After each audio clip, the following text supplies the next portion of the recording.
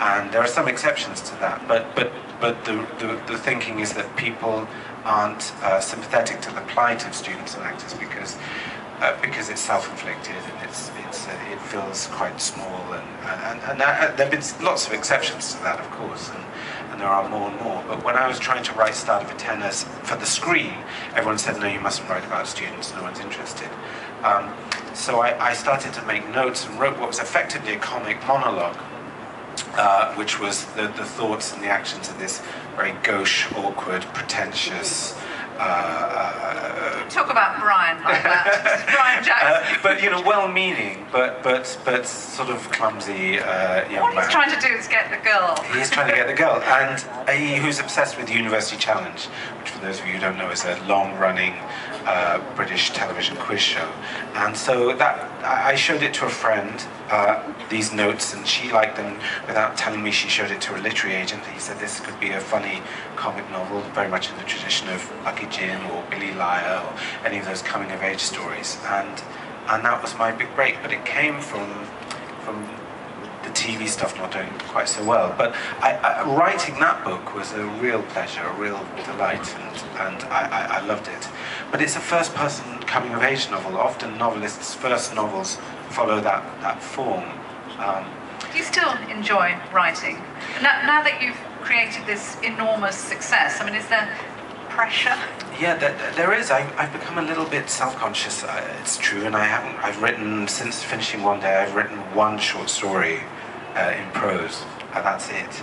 And I do feel a little anxious about that. I've written lots of scripts, but when I was writing One Day, I wrote an adaptation of Tess of the D'Urbervilles, which was a favourite book, and it was interesting that the book that inspired the novel was the book that I was adapting while I wrote the novel, and I love doing Tess, and since then I've done Great Expectations and Far From the Madding Crowd, but those and Tender as the Night, and all of those books are books that I love and I'm passionate about, but there is something a little lazy, I think, about adaptation, and I'm going to have to stop doing it because someone has created Miss Havisham, someone has done the genius, someone has done the difficult bit, and adapting into script form is much more editorial and creative. So since finishing One Day, I've written 1 hour of original television drama and one short story, and I've been making notes towards the fourth novel.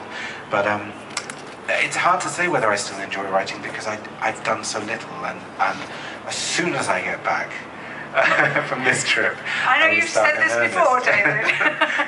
No, but I'm really interested that you sort of underplay the screenwriting, because I mean, I don't know how many of you saw Tess of the D'Urbervilles. It was a wonderful adaptation, and I mean, and Great Expectations.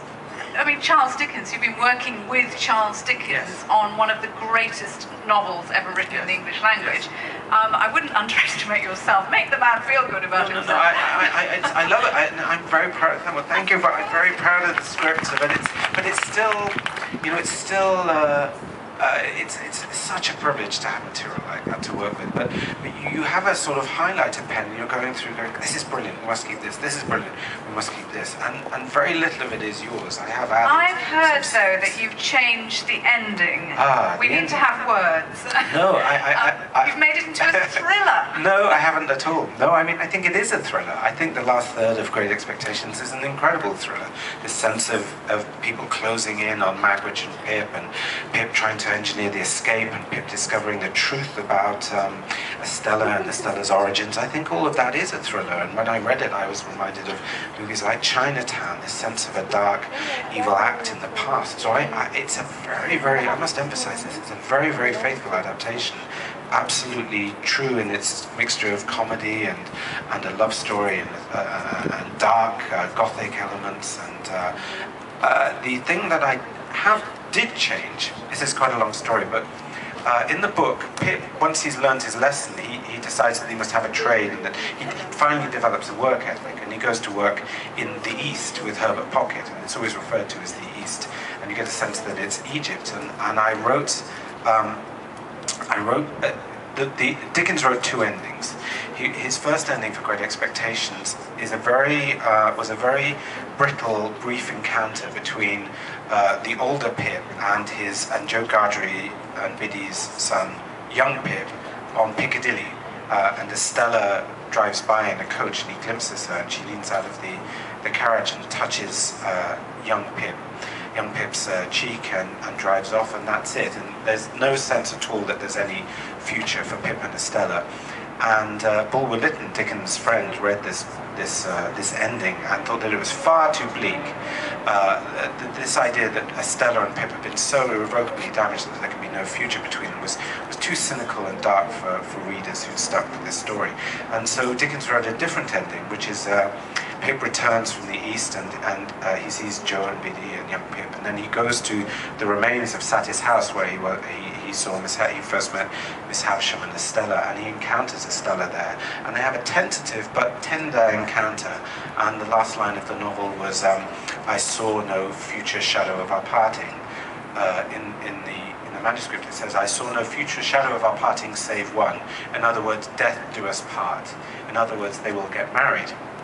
And the consensus is that this is a bit of a cop-out, that it's sentimental, this idea that Pip and Estella kiss and run off into the sunset. And I think that's a little unfair on Bulwer Lytton, because that isn't what happens on the page. It's much more tentative and unresolved.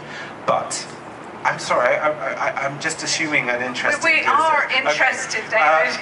But the trouble when you adapt a wonderful book like Great Expectations into a film is that the book ends, 6 or 7 times. You resolve the Miss Havisham story, you resolve the Joe and Biddy story, you resolve the story with Herbert Pocket, you resolve the Magwitch story initially, and then you have a series of endings.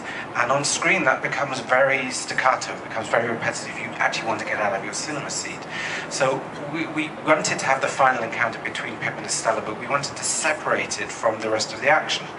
So I thought I'd take what was in the text, which is Pip's journey to Egypt, and I would write a scene that felt like a coda, which was Pip and Estella encountering each other by the River Nile, drawing out this idea of the river, which is a theme through the book. And it starts by a river and it ends by a river, and Pip and Estella have this awkward scene which just ends with fingertips touching. And wrote this scene, with souks and the Nile, and we ran out of money. and we thought about filming it in Essaouira, and we didn't have the money to do that, and we also went over budget, and so now it takes place just outside Guildford. And we don't pretend that it's the Nile. We don't pretend. We have Pip go to Egypt and then come back.